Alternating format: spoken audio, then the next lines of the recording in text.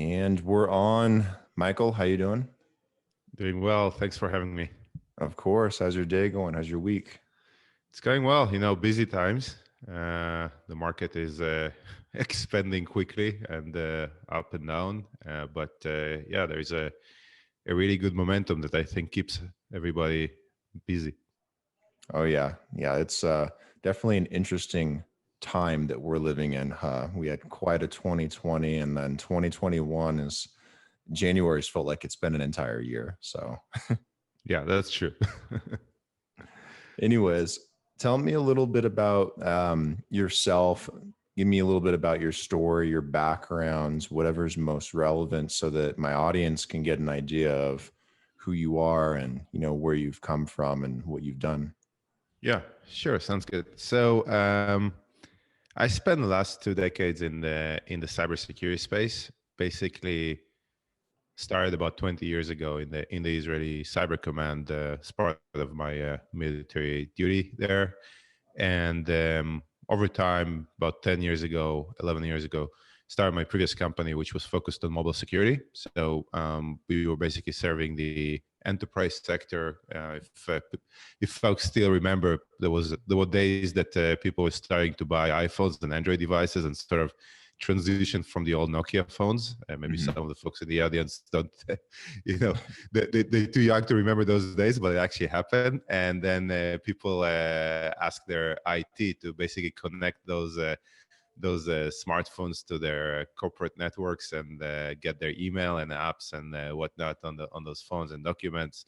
And it was very challenging days for the IT to basically open their networks. So we created sort of the first solution for them to manage this and to secure the phones from cyber attacks, from malware and rogue Wi-Fi's and that kind of stuff.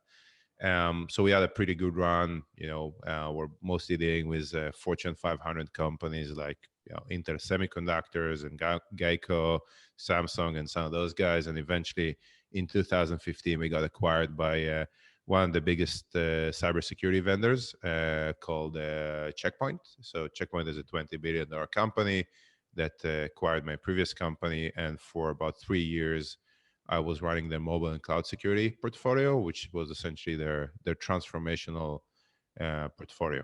That was sort of, I guess, the first half of my career before I got myself into the cryptocurrency and digital asset ecosystem. Yeah, what got you excited about crypto and digital assets, I guess, more specifically, that made you want to work in this space, in this industry? Yeah, so it's actually a pretty interesting story and probably very different from how most people got involved in this space. So what happened is that in 2017, when I was still at Checkpoint, there was a pretty significant incident in South Korea where 4 cryptocurrency exchanges got hacked over there, and basically $200 million disappeared from the wallet and reappeared in North Korea. Yeah. Now, by the way, not a good place for it to reappear.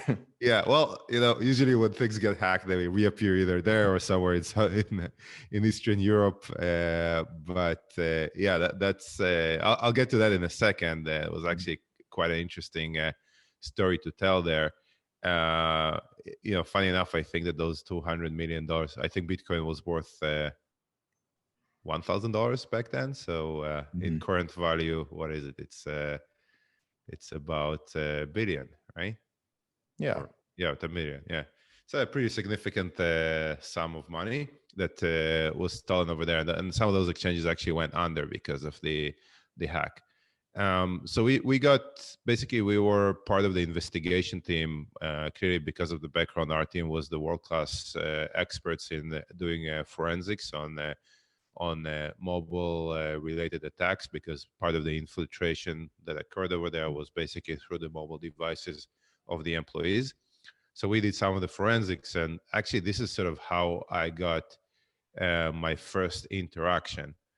Now, what was actually pretty amazing about that particular hack is that this group from North Korea that basically attacked those exchanges, or at least who we believe those guys were, It's a group called the Lazarus Group, and for many, many years they were sort of notoriously known to attack financial systems. Uh, and to be honest, it's also very unique because just like from a geopolitical standpoint, Mm-hmm. most of the nation state cyber actors, they actually don't go after, money. Okay, they go after information, they go after intelligence, they go after military targets, diplomatic targets, and so on. But the North Koreans, because of the sanctions that are imposed on their countries, they specifically basically going after financial targets. And a year before that hack, that same group actually hacked Swift, and they were able to divert a pretty significant flow in the traditional financial system of about $1 billion that eventually they were able to shuffle out about $80 million from several casinos in Southeast Asia. And there was also a very significant hack that they mount on ATM machines worldwide. So long story short, for me, when I basically stumbled into it, um, although it was conducted by something that is definitely not a legit activity, you actually seen a pretty major actor, so already, almost 4 years ago, shifting from using traditional financial rails to this new form of financial asset. And from their perspective, clearly it was equivalent, those bitcoins were equivalent to in nature to what you know uh, the cash that you could extract from Swift. So that sort of triggered my interest to dig more into this space. And what I realized that this is really a transformative technology for the financial space, and particularly for the financial institutions. And this is essentially going to re-platform everything that we know today about finance, and it's a much more efficient, scalable, and transparent technology. And we basically started to talk with a lot of the financial institutions that were either already players in the cryptocurrency space, or for example banks that were exploring blockchain. And that's sort of what dragged us into this I think amazing journey of creating a platform and an infrastructure for those institutions to operate at scale, operate with efficiency with this new asset class, and basically help them to re-platform their infrastructure. Gotcha. How are you leveraging this new asset class, for institutions? Yeah, so I mean, most of the it's interesting, right? So when we started the company, which was basically in 2018, Mhm. the main clients that we were able to attract were already pretty significant and big players that were trading or working with cryptocurrencies, right? So our first two Mhm. clients were Genesis Global Trading and Galaxy and GSR, and a few of those really big market makers and OTC desks that were trading millions and billions of dollars. And they just had to have access to the best and most efficient infrastructure for them to continue and scale and operate without either hiring another 100 people for their operation team, or creating insecurities in their procedures. And then this sort of expanded, right? We went into many other use cases, including banks and neobanks that are currently allowing their customers to invest in cryptocurrencies such as Bitcoin, but also financial institutions from the FX space like GMO and others that basically utilizing stablecoins, right? So a lot of the use cases that we currently working on with banks and brokers and broker dealers is around tokenized assets that are essentially bringing traditional financial assets into the blockchain, into the public Mhm. blockchains, in the form of stable coins, which is basically tokenized dollar or tokenized FX. tokenized securities that we basically bringing either private placements or public placements into the blockchain.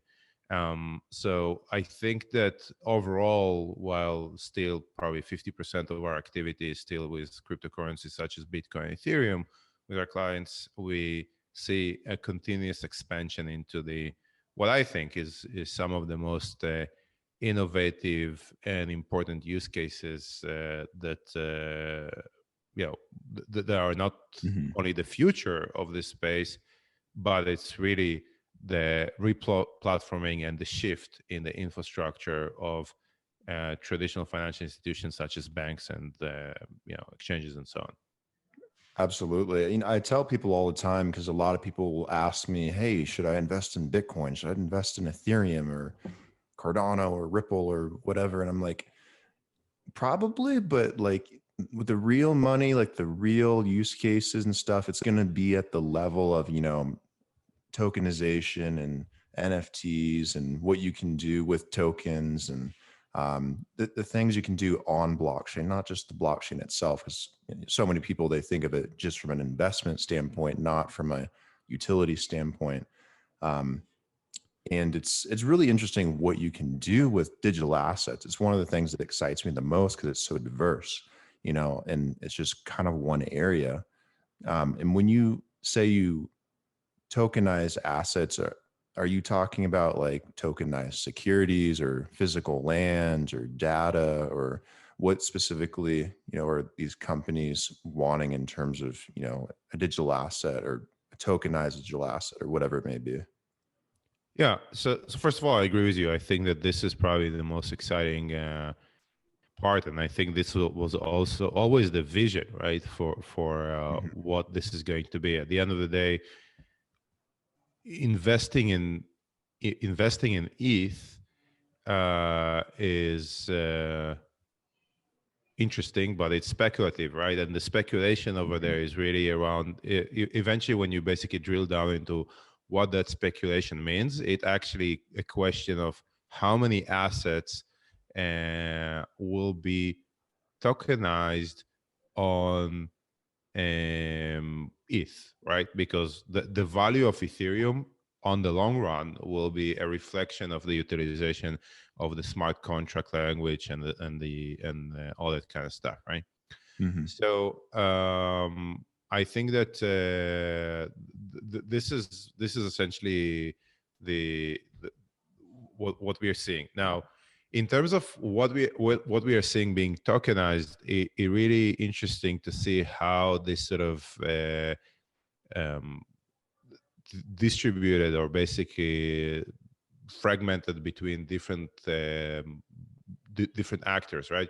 Mhm. Now, if you look mostly on banks, right, most of the banks are really interested interested in two main use cases. The first use case is really tokenized securities, right? So those are the assets that they currently have on their balance sheet, and they're asking the question of how do we sort of move either some of those assets. By the way, like we see it from banks, we see it from clearinghouses, Mhm.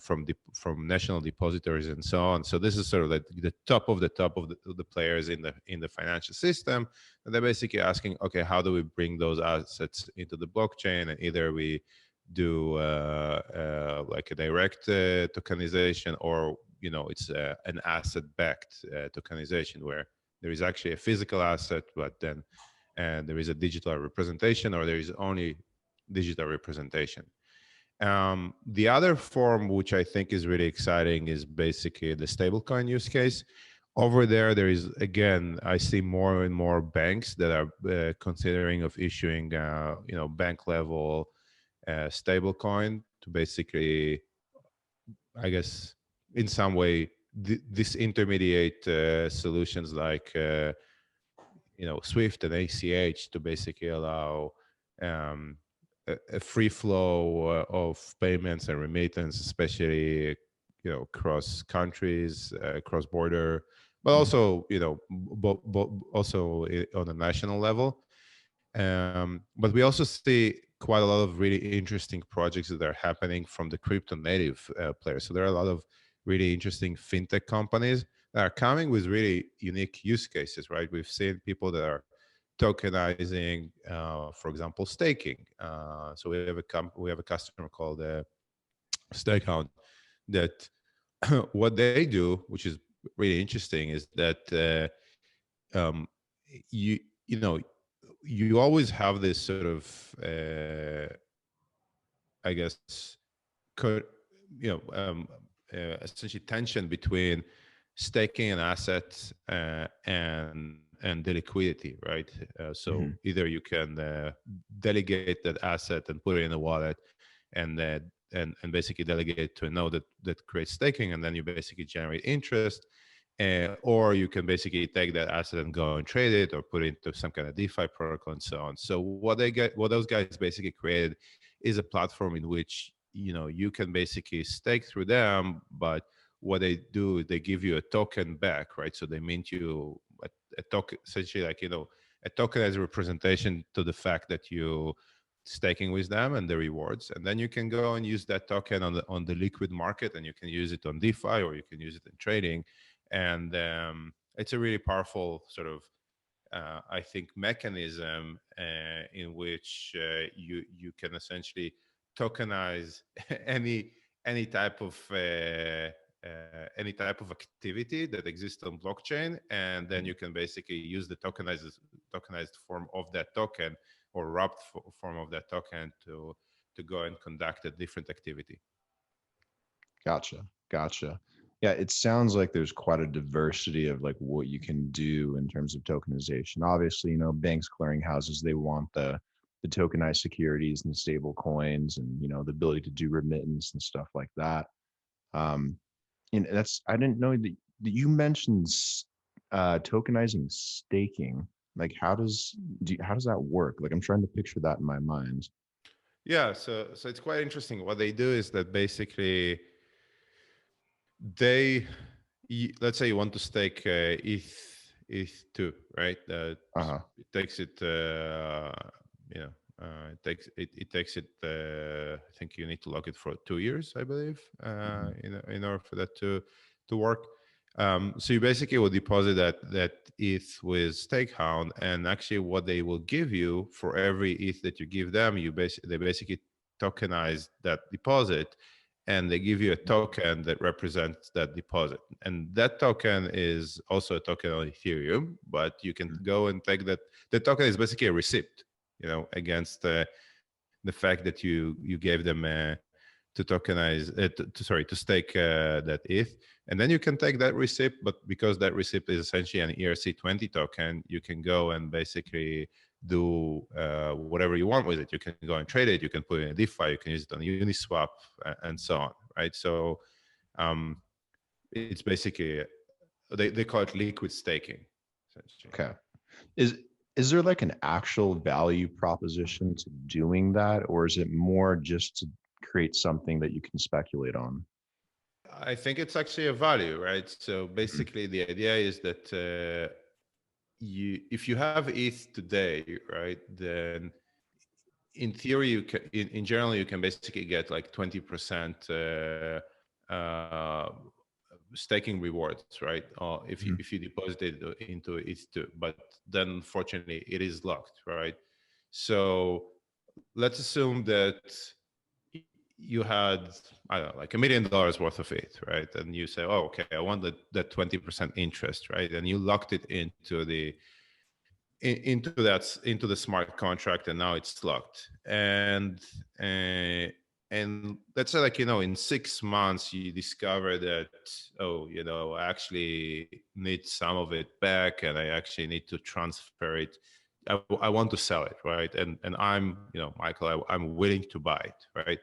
Mhm. If you sort of, like, stake it yourself, then, like, you don't have any, you can exit that position, and then, like, it's all gone, like, the staking, I think. But if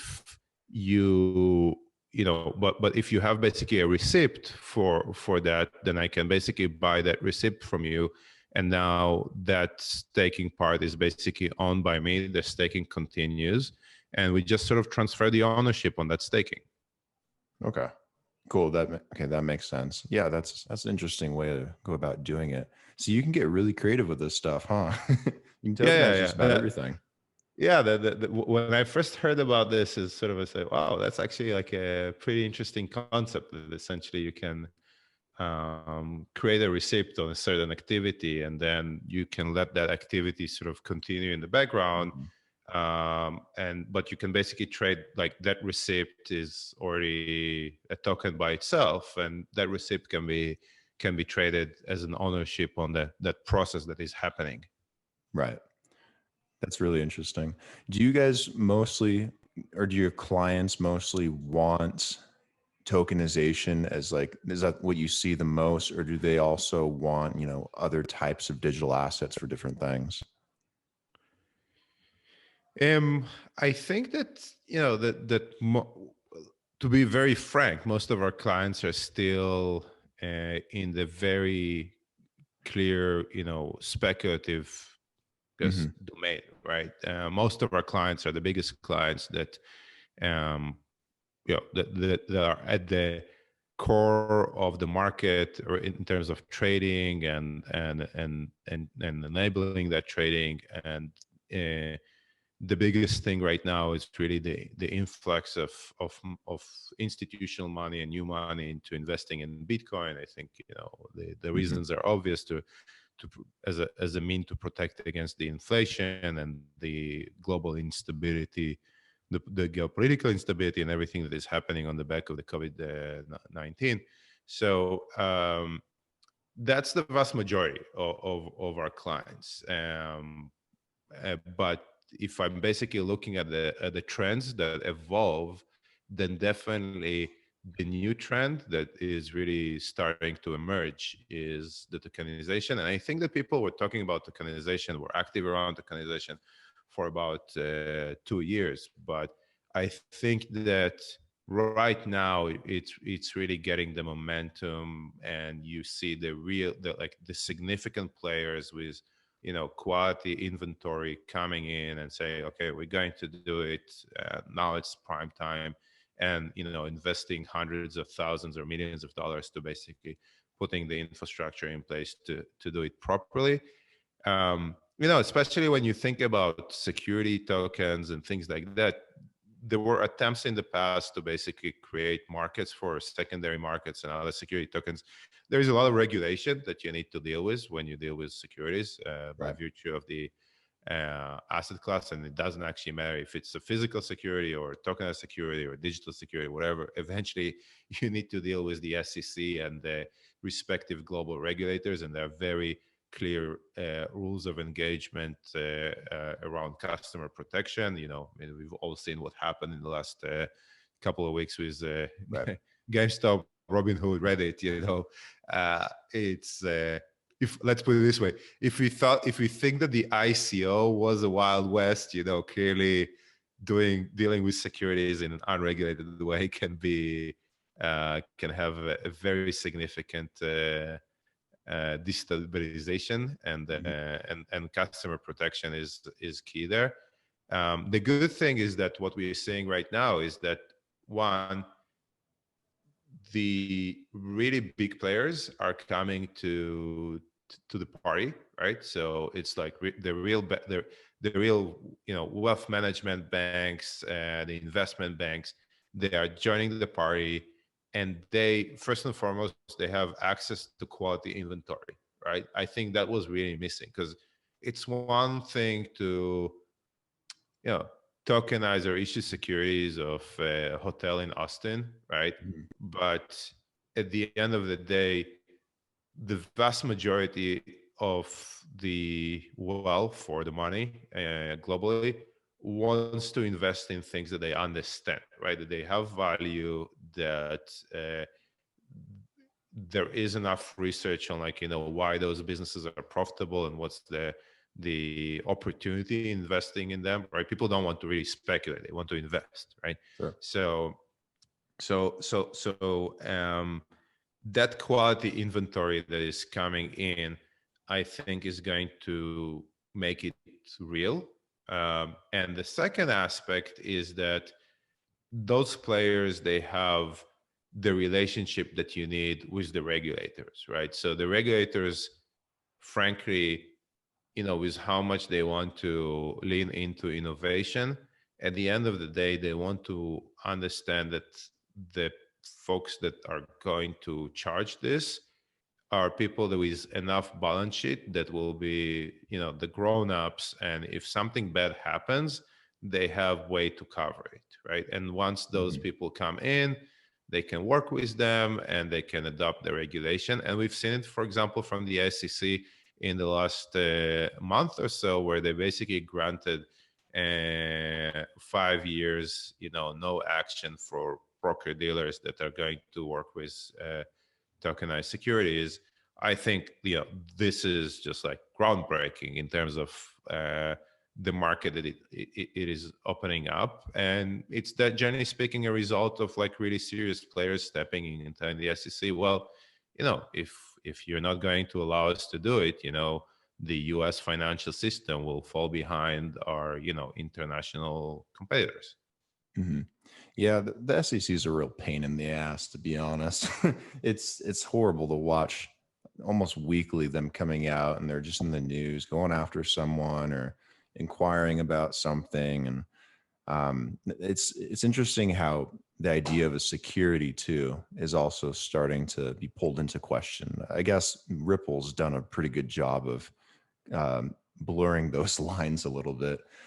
Do you have an opinion on that too? Like I know that was kind of a while ago, but they've been in the news like pushing back, saying that to look at them like Bitcoin and Ethereum. And do you think that they kind of fall into the classification of a security possibly, or do you think that's a little far-fetched?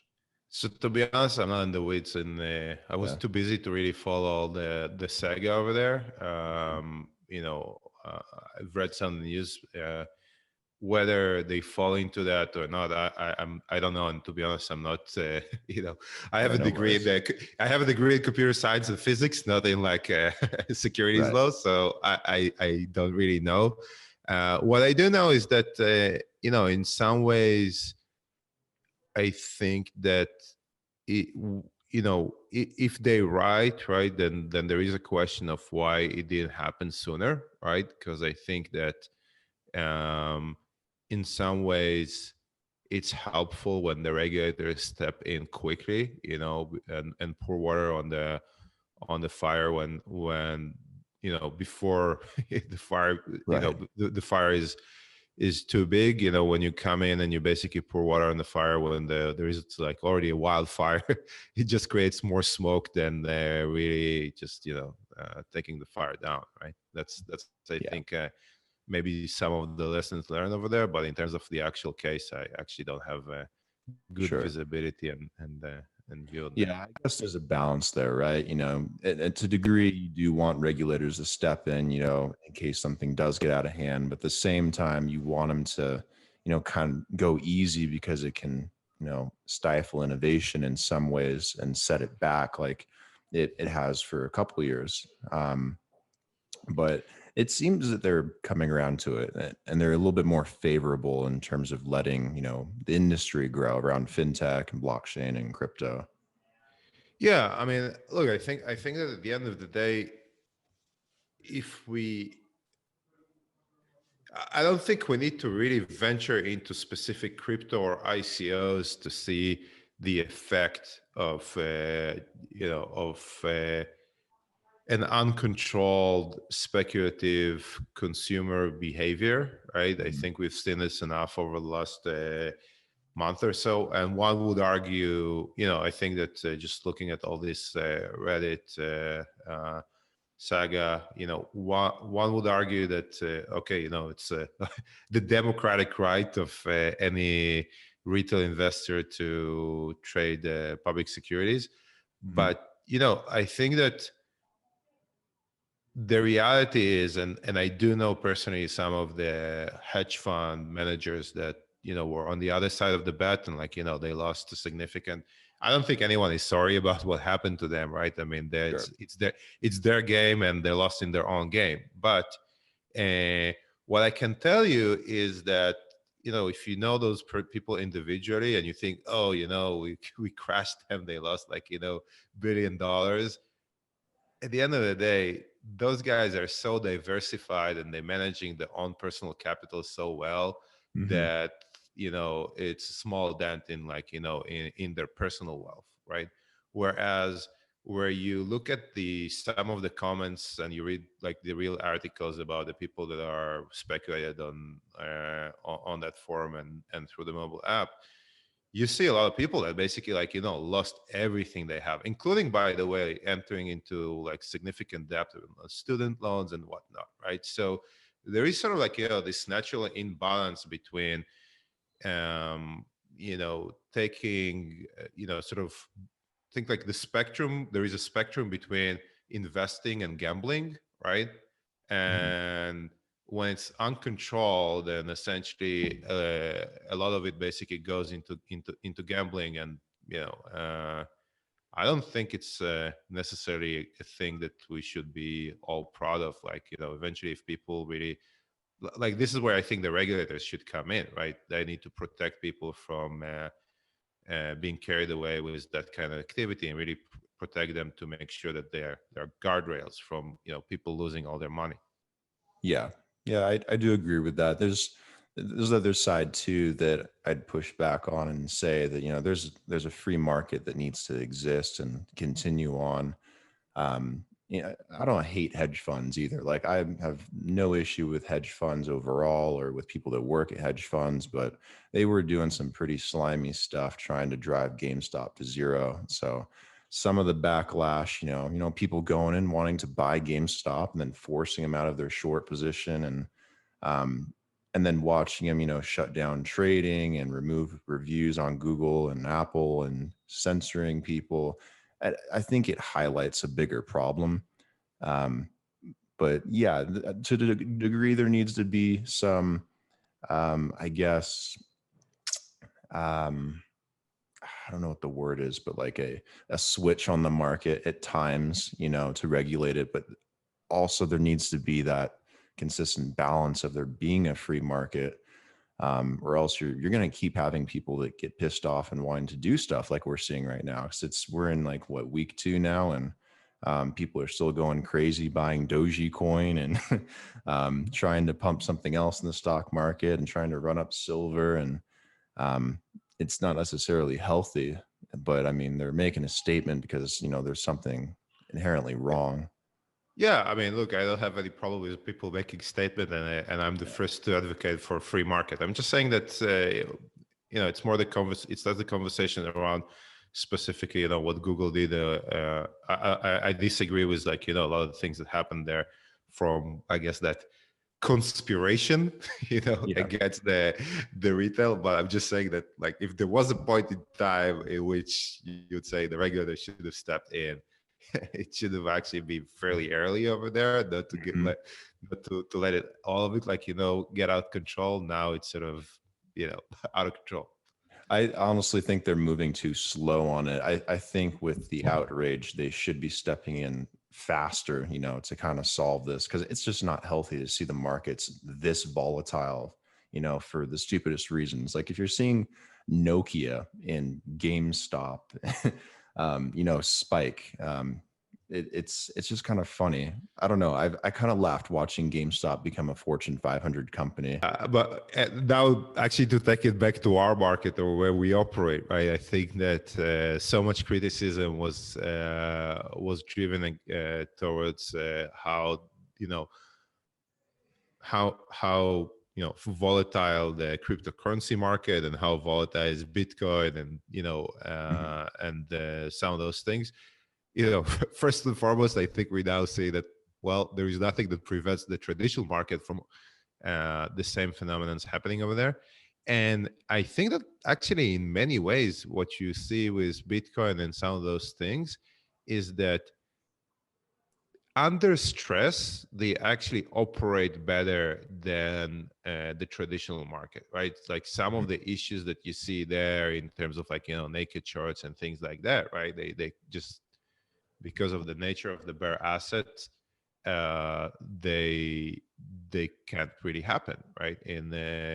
With crypto, and also, like, some questions around chain of custody and the clearing and all the things that basically went into this huge stress, they naturally being solved by the blockchain, right? And that's why I think that inevitably this is the future of all this.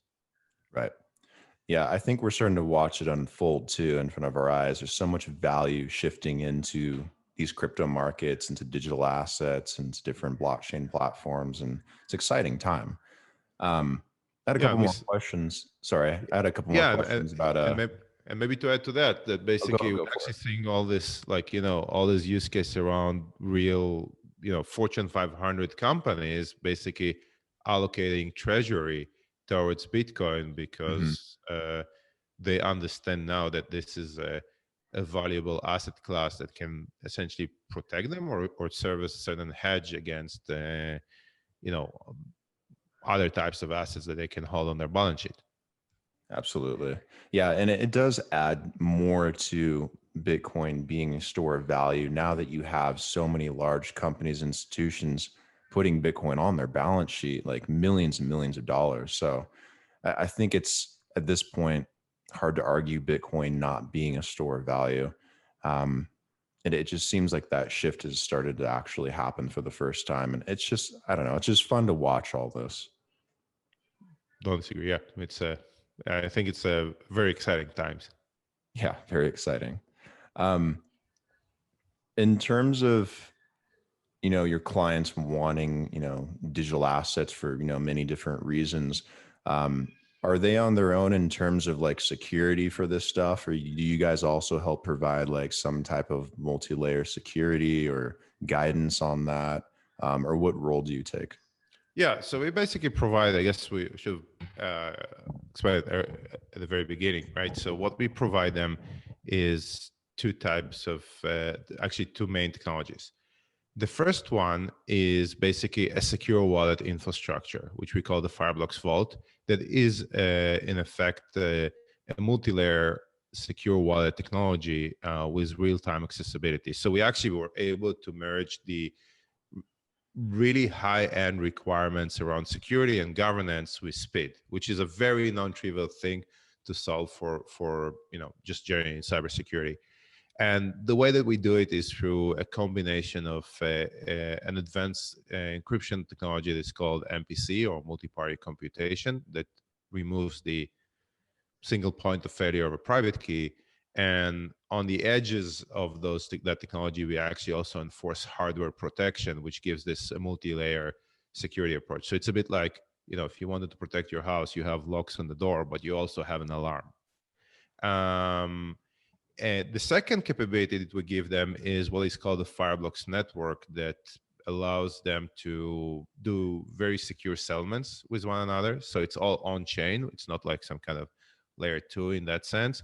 Mhm. But what it does, it basically removes all the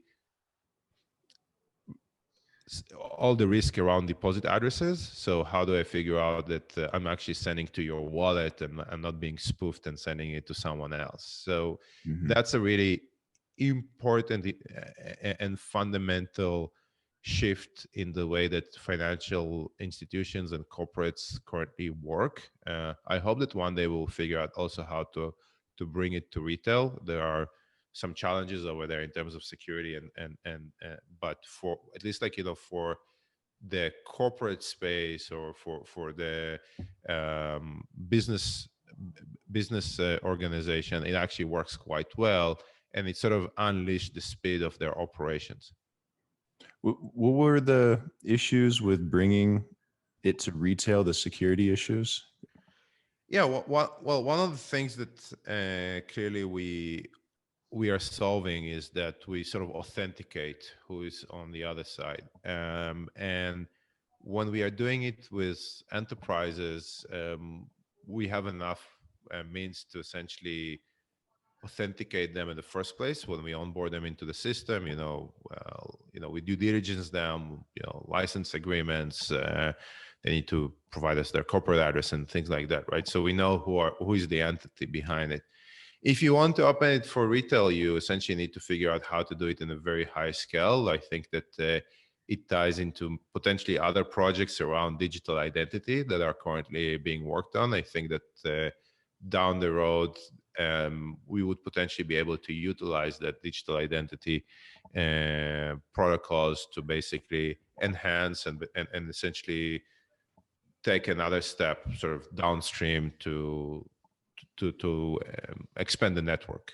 But the challenge of basically preventing spoofing or phishing and making sure that you are who you are on the enterprise space or in the institutional space is very different. Like if when you do it on hundreds or like even thousands of entities, it's very different if you need to do it on millions or like tens of millions, right? Gotcha. Okay, I got one more question and then we can start wrapping it up because I think we've been going for quite a while. So your clients, obviously a lot of them are financial institutions.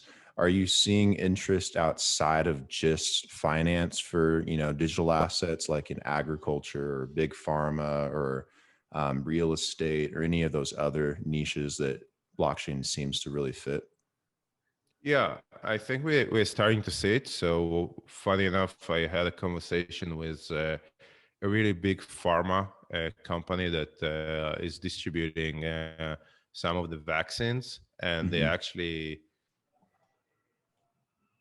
like some kind of POC phases of using blockchain to do supply chain tracking on how they do the shipping around the vaccine globally. Like sensors that are basically attached to the shipment and track the chain of custody on the actual shipment. So I've seen that. It's emerging. I think it's for example, Ernst & Young is involved in a project where they do it for wine bottles. There were several attempts from others as well. I think it's emerging. I think it's not a use case that was still figured out properly, but definitely there is a use case over there. And I think that once this thing actually will go into full production, the combination between like the digital assets that are money, right? Like for example, stable coins, to, for example, supply chain, it actually solves trade finance, because now you can actually create smart contracts that, for example, when a shipment arrives into the dock, it automatically pays the taxes and releases it. So there are a lot of innovation that is being thought, but we are, I think, a year or two away from this really materializing. And I do see projects in the real estate space. Over there are quite a few exciting things. Right. Yeah, I keep seeing all these guys pop up in the news, like in pharma with like contact tracing and stuff like that, and supply chain, and then like agriculture and real estate's a big one. Yeah, it's really interesting how diverse these digital assets can get even outside of finance. But I really think finance is going to be the biggest use case to really highlight what they can do. Yeah, I think that this is sort of the entry point, the finance, because the use cases are fairly clear, and the story is very clear. In the other verticals, I think that some of them will be following, closely behind, but it will also happen. And once that happened, there will be this sort of convergence between the finance and those use cases. Yeah, 2021 might be the year, so we'll see what happens. Michael, thanks for taking the time to come on the podcast. Really appreciate it. Thanks for talking about Fireblocks and expanding and diving into what you guys do. And we had a couple fun conversations here. Really enjoyed it. Again, thank you. Thank you so much. Stay safe. Stay healthy. Don't get coronavirus. Yeah, I'll try not to. And we'll try to get soon. a vaccine soon. Yeah, appreciate the time, and looking forward for the episode. Sounds good. Thanks, man.